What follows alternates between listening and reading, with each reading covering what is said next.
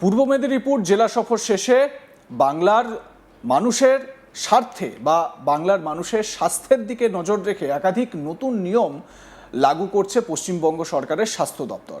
বিশেষ গুরুত্ব দেওয়া হচ্ছে মোবাইল ফোনে, পাশাপাশি হাসপাতাল চত্বরে একাধিক নিয়ম লাগু করার কথা জানালেন স্বাস্থ্যমন্ত্রী শারদত্ত মুখার্জি। পূর্ব মেদিনীপুরের নিমতৌরি জেলা শাসক ভবনে মিটিং শেষে সাংবাদিকদের মুখোমুখি হয়ে তিনি বলেন, স্বাস্থ্যক্ষেত্রে বেশ কিছু নতুন পদক্ষেপ আমরা নিয়েছি। প্রথমত, হাসপাতাল চত্বরে পান, বিড়ি, সিগারেট খাওয়া দণ্ডনীয় অপরাধ, এটা আইনে রয়েছে।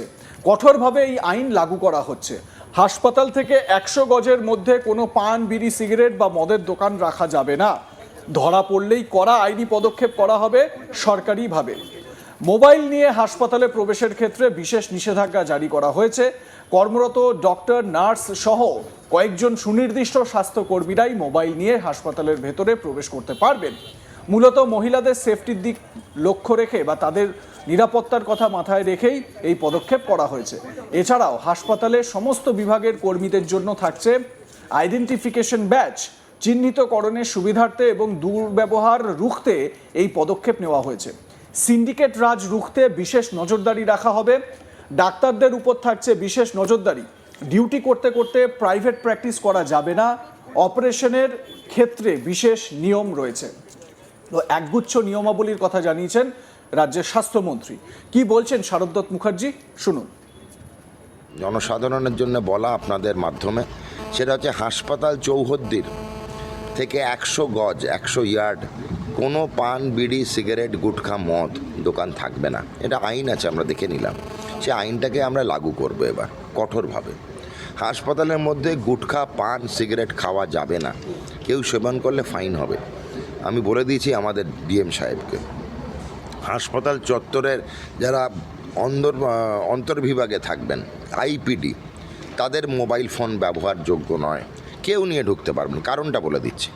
যারা স্বাস্থ্যকর্মী তারা নেবে, কেন তাদের দরকার হয় ডাক্তারদের সঙ্গে কথা বলতে, মানে নার্সরা। বাকিরা নেবে না কেন? এখানে প্রচুর মহিলা পেশেন্ট থাকে। নাহলে মহিলা বাড়ির লোক থাকতে পারে।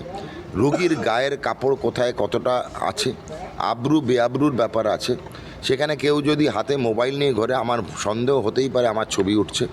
সেই কারণেই হাসপাতালের মধ্যে মোবাইল ফোন বর্জন। অন্তর্বিভাগে, বহির্বিভাগে সবাই ব্যবহার করতে পারে। হাসপাতালে দালাল রাজ আছে, খুলেআম, তাই নিয়ে বিস্তারিত আলোচনা হয়েছে। হাসপাতালের স্বাস্থ্যকর্মী, প্রিন্সিপাল, সিএমওইচ থেকে সাফাই কর্মচারী অবধি সবাই তাদের আইডেন্টিফিকেশন ব্যাচ পড়বে, যাতে চিহ্নিত। আপনাদের যদি মনে হয় ওই স্বাস্থ্যকর্মী বাজে ব্যবহার করেছিল, আপনার সঙ্গে সময় বুঝতে পারবেন ওনার নাম কি, আমাদের জানাবেন। দালাল রাজ চলছে। কিছু কিছু জায়গায় আমাদের ডাক্তারবাবুরা তাদের ডিউটি চলাকালীন প্রাইভেটে প্র্যাকটিস করছেন, সেখান থেকে বিরত থাকতে বলা হয়েছে। কড়া নজরদারি করা হবে। যেই দিন ওনার অন ডিউটি অ্যাডমিশন ডে, সেই দিন, তার পরের দিন এবং তার পরের দিন সকালের 12 ঘন্টা, এরপরে উনি প্রাইভেটে অপারেশন করতে পারবেন। কেন এই সময় অপারেশন করলে ওনার অবভিয়াসলি ইন্টারেস্টটা কমে যাবে, হাসপাতালে সিনসিয়ারিটি ঘাটতি হবে, একাগ্রতা কমে যাবে। সেই জন্য বিরত থাকতে বলা হয়েছে। অক্ষর অক্ষরে পালন করতে বলা হয়েছে স্বাস্থ্য আধিকারিকদের, প্রিন্সিপালদের এবং সিএমওইচদের এবং সুপারিনটেন্ডেন্টদের। এই কিছু কিছু জিনিস আমরা বুলেট বিন্দু আপনাদের জ্ঞাতার্থে বললাম। হাসপাতালগুলির অগ্নি নির্বাপক ব্যবস্থা খতিয়ে দেখতে নির্দেশ দেওয়া হয়েছে জেলা অগ্নি নির্বাপক আধিকারিকদের। মন্ত্রী বলেন, জেলা সফর শেষে মুখ্যমন্ত্রী এবং পূর্ব মেদিনীপুর জেলার আধিকারিকদের সঙ্গে আলোচনার পর কয়েকটি বুলেট বিন্দু সিদ্ধান্ত নেওয়া হয়েছে। তো কি সেই সিদ্ধান্তগুলো, পরপর শুনুন মন্ত্রীর মুখে।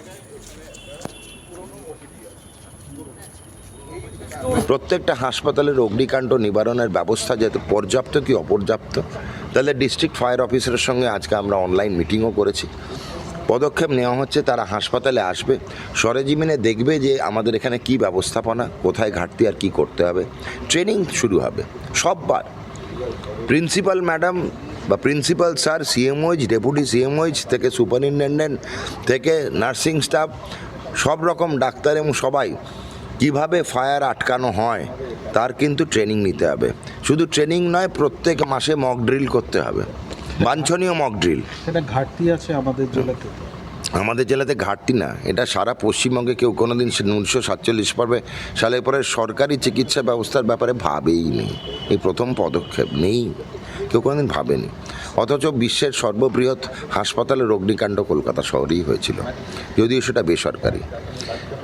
দালালরাজ মুক্ত হাসপাতাল চাই, অ্যাম্বুলেন্সের দালালরাজ বন্ধ হওয়ার জন্য পদক্ষেপ নেওয়া হয়েছে।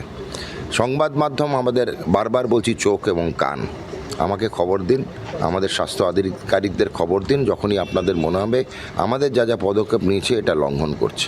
আমাদের যা যা দরকার, যেমন জেনারেল ওয়েস্ট, যেমন হাসপাতালে জ্বরের যা পরিচ্ছন্নতা স্বচ্ছতা কতটা আছে, তার মধ্যে ব্যাকটেরিয়া আছে কি না, যেমন ফায়ার অগ্নিকাণ্ড হলে কি করব কোনোদিন তার ভাবা হয়নি আমাদের পশ্চিমবঙ্গে, সেটা হাসপাতালের মধ্যে কি করলে হবে, মেডিকেল কলেজে কি করা হবে, সেগুলোর জন্য ব্যবস্থাপনা, সিকিউরিটি সেফটি, মহিলা ওয়ার্কার রয়েছে, স্বাস্থ্যকর্মী, আমাদের মেয়ে স্টুডেন্টরা রয়েছে, তাদের কি সেফটি সিকিউরিটি হবে, খুব ইম্পর্ট্যান্ট। সামনে 9 তারিখ আসছে, আমরা অভয়াকে হারিয়েছি, দ্বিতীয় অভয় যেন পশ্চিমবঙ্গে আর না হয় তার ছোট ছোট পদক্ষেপ আমরা নেওয়া শুরু করেছি, আর দৃঢ় পদক্ষেপের জন্য রেডি হচ্ছি।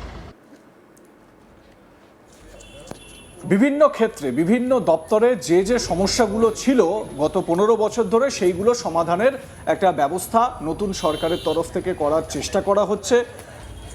দৃশ্যতই সেটা স্পষ্ট, মন্ত্রীরা বিভিন্ন জায়গায় ঘুরছেন। তো সেরকমই স্বাস্থ্যমন্ত্রী তিনি স্বাস্থ্য ক্ষেত্রে কি কি পরিবর্তন আনা যেতে পারে, বিশেষ করে হাসপাতাল চত্বরের সামনে কি কি হওয়া উচিত নয়, সেই বিষয়ে কি বলেছেন আরও একবার শোনাই স্বাস্থ্যমন্ত্রীর প্রথম বক্তব্য। জনসাধারণের জন্য বলা আপনাদের মাধ্যমে, সেটা হচ্ছে হাসপাতাল চৌহদ্দির থেকে 100 গজ 100 ইয়ার্ড কোনো পান বিড়ি সিগারেট গুটখা মদ দোকান থাকবে না। এটা আইন আছে, আমরা দেখে নিলাম, সে আইনটাকে আমরা লাগু করবো এবার কঠোরভাবে। হাসপাতালের মধ্যে গুটখা পান সিগারেট খাওয়া যাবে না, কেউ সেবন করলে ফাইন হবে, আমি বলে দিয়েছি আমাদের ডিএম সাহেবকে। হাসপাতাল চত্বরের যারা অন্তর্বিভাগে থাকবেন আইপিডি, তাদের মোবাইল ফোন ব্যবহারযোগ্য নয়, কেউ নিয়ে ঢুকতে পারবেন। কারণটা বলে দিচ্ছি, যারা স্বাস্থ্যকর্মী তারা নেবে, কেন তাদের দরকার হয় ডাক্তারদের সঙ্গে কথা বলতে, মানে নার্সরা, বাকিরা নেবে না কেন? এখানে প্রচুর মহিলা পেশেন্ট থাকে, নাহলে মহিলা বাড়ির লোক থাকতে পারে, রোগীর গায়ের কাপড় কোথায় কতটা আছে, আব্রু বেআব্রুর ব্যাপার আছে, সেখানে কেউ যদি হাতে মোবাইল নিয়ে ঘরে, আমার সন্দেহ হতেই পারে আমার ছবি উঠছে, সেই কারণেই হাসপাতালের মধ্যে মোবাইল ফোন বর্জন অন্তর্বিভাগে। বহির্বিভাগে সবাই ব্যবহার করতে পারে। হাসপাতালে দালাল রাজ আছে খুলেআম, তাই নিয়ে বিস্তারিত আলোচনা হয়েছে। আপনাদের মতামত জানান, দেখতে থাকুন আজ তাক বাংলা, সাবস্ক্রাইব করুন আমাদের ইউটিউব চ্যানেলটি।